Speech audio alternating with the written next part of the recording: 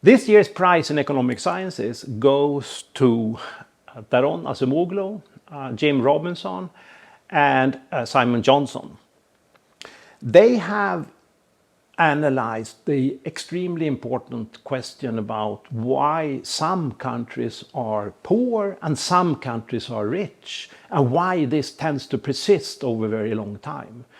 So it's true that in poor countries there is some economic growth, but it doesn't seem like they are catching up with the rich countries.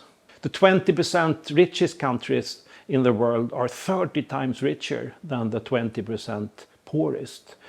And trying to understand the causes of this is, of course, enormously important for humans all over the world. Their explanation is that in order for a country to grow, you need democratic institutions that make it possible for people that make investments to also get the rewards from this. And in many poor countries, these institutions are not there.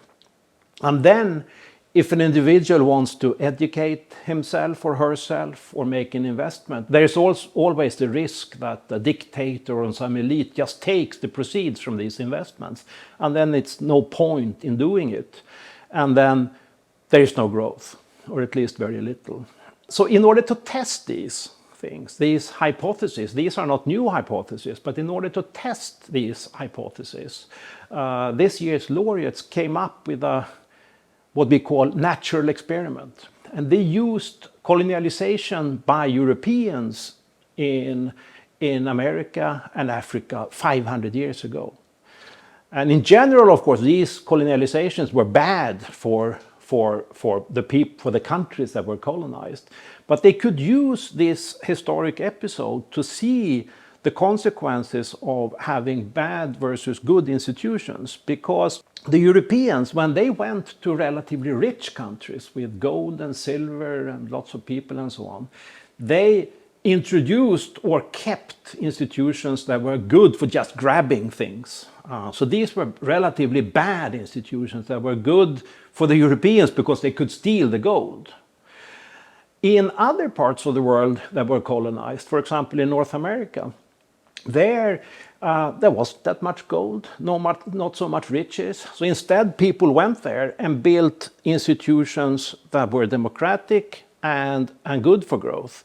And then the laureates could compare. And they found that there was what we call a reversal of fortune.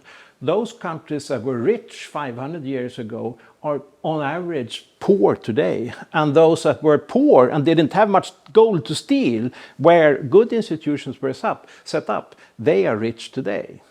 So why is it so persistent? Well, the laureates have there developed theories that show that there is a clash of interest between an elite and the masses, and the elite would like to make promises that we're going to treat you better in the future, so make your investments, you're going to get the proceeds. But people don't believe that. This lack of credible possibility of making credible promises is one of the key mechanisms for why these bad institutions are kept.